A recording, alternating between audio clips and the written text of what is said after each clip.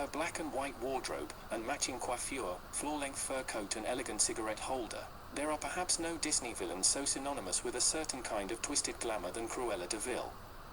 Every inch the 1940s femme fatale gone wrong, the 101 Dalmatians villain was rumored to have been inspired by Tallulah pinup, political heiress and Hollywood hellraiser Tallulah Bankhead. But how were the two similar? Bankhead appeared in a string of silent films before moving to London and gaining fame on the West End. Her big break came when she starred in Gerald du Maurier's play The Dancers. Daphne du Maurier, daughter of the playwright and future author, dubbed Bankhead the most beautiful girl I've seen in my life. You can learn more about du Maurier's life in the videos on this channel on her early work. Indeed, with her drawn-on arched brows, heart-shaped face and shoulder-length hair, Bankhead epitomized the glamorous look of the 1940s, as seen mimicked in Cruella de Vil's look, complete with cigarette holder. It was during these years that another one of the traits that linked her to de Vil emerged, her penchant for driving her Bentley around London at breakneck speed, much like the Disney villain behind the wheel. She would reportedly get lost and ask taxi drivers to show her the way, paying them after she had followed them to her desired destination. "I'm as pure as the driven slush," she would later proclaim. After enjoying success in Britain, she elected to move to Hollywood, but found the filmmaking process dull. Instead, she enjoyed a decadent and hedonistic lifestyle of parties, drinking, and sexual liaisons, famously clashing with many of her fellow actors and directors, and reportedly claiming she only took a role opposite Gary Cooper to sleep with him. In her later years, her drug use sadly spiraled out of control, and her final words were reportedly codeine, bourbon. Again, this rock-and-roll approach to life in the fast lane might have inspired Disney's animators. Disney animator Mark Davis once told of his inspiration for drawing Disney's Cruella de Vil, one of pop culture's most recognizable, enduring villains.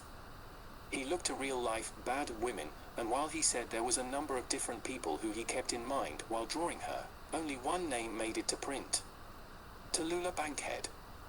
Big, bad, and bold, her name topped the Doom Book, a blacklist by American censor Will Hayes which listed performers unsuitable for the public. Bankhead didn't murder puppies, but in other ways she represented the perfect Cruella. The two sport cropped hair, skinny little gowns, high heels, and huge fur coats. The words "darling" constantly echoes from their lips, along with a resounding cackle. However, Tallulah's life was not quite Disney-friendly. Bankhead was born into the Brockman Bankhead family, a prominent Alabama political family, on January 31, 1902. A series of throat and chest infections as a child left her with a raspy voice, which would later become her trademark.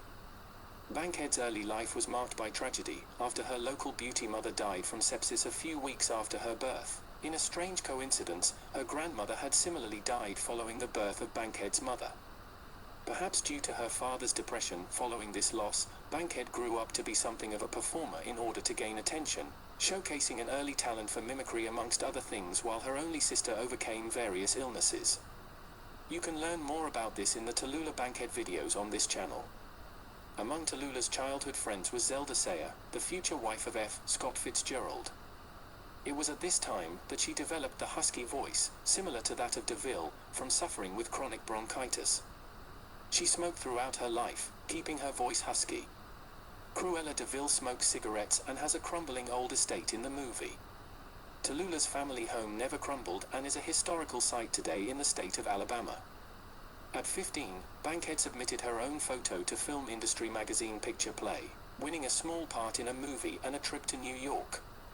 She was allowed to go only by promising her father, a congressman, she'd abstain from men and alcohol. And she did, until the age of 20. In New York, Bankhead moved into the famous Algonquin Hotel, a hotspot for the artistic and literary elite of the era, and was quickly rubbing shoulders with the rich and famous. After several years starring in films and on stage in New York, Bankhead's acting was praised, but she had not yet scored a big commercial hit. So, she moved to London in 1923, where her stardom grew. Her fame heightened in 1924 when she played Amy in Sidney Howard's They Knew What They Wanted. The show won the 1925 Pulitzer Prize. She was also an amateur artist. But as much as Bankhead was admired for her career, she was best known for her antics off-stage or screen. She was thrown out of hotels, engaged in affairs with men and women, and was addicted to alcohol and supposedly cocaine and morphine. I'm serious about love. I'm damn serious about it now, she was quoted as saying in an interview with Motion Picture magazine in 1932. I haven't had an affair for 6 months. 6 months. Too long. If there's anything the matter with me now, it's not Hollywood or Hollywood's state of mind. The matter with me is, I want a man.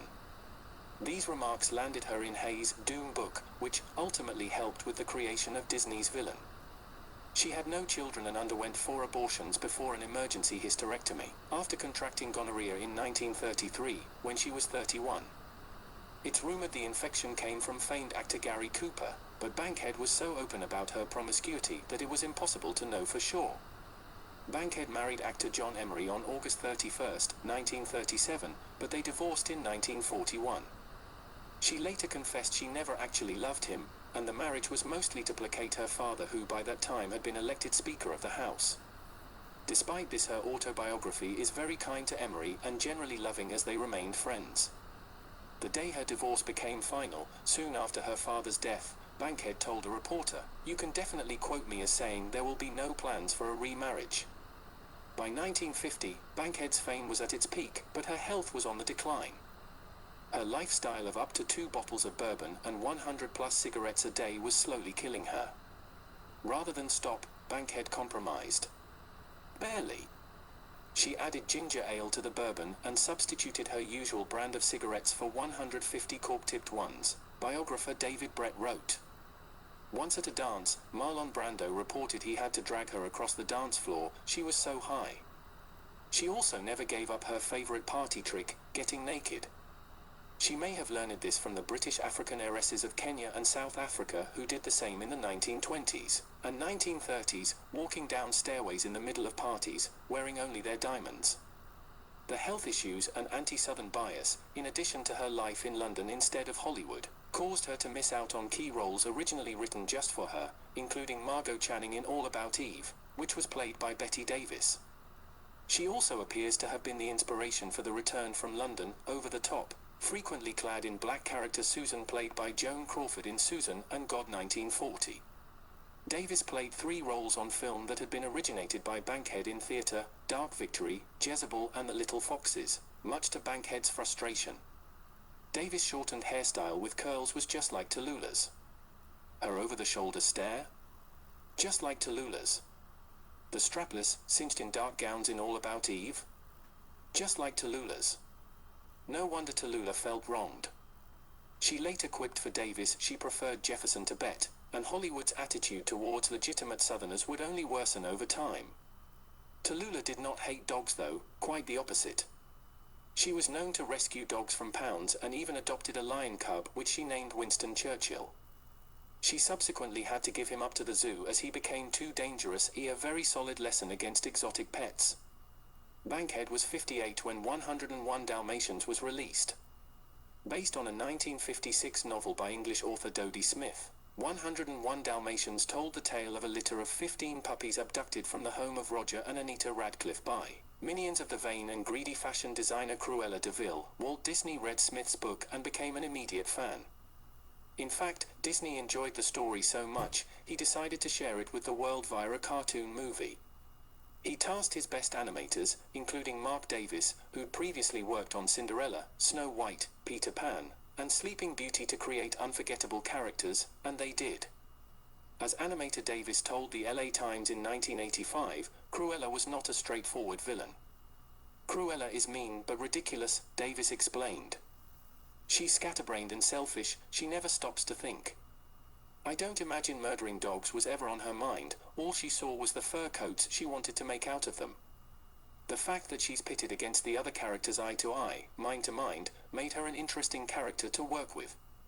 I had several partial models in mind when I drew Cruella, including Tallulah Bankhead and one woman I knew who was just a monster. She was tall and thin and talked constantly, you never knew what she was saying, but you couldn't get a word in edgewise. When radio actor Betty Lou Gerson was trying out voices for Cruella, she began with a vocalization akin to Bankhead. Studio bosses heard, and told her she need go no further because the slightly comical voice was perfect for the part of the mean and ridiculous de Vil.